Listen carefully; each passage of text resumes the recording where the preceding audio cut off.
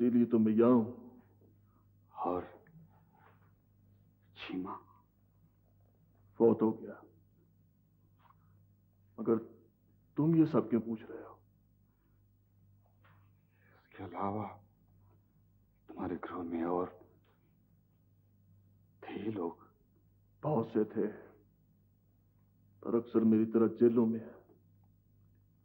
साबर तो भी परसों गया।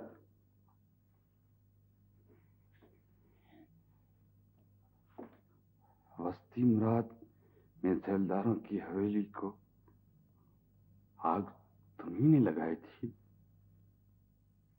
तुम कौन हो? मैं वो जमीन खरीदना चाहता हूं। कुछ लोग ने बताया था कि उस जमीन पर झगड़ा है। दरअसल वो जमीन जलदारों की थी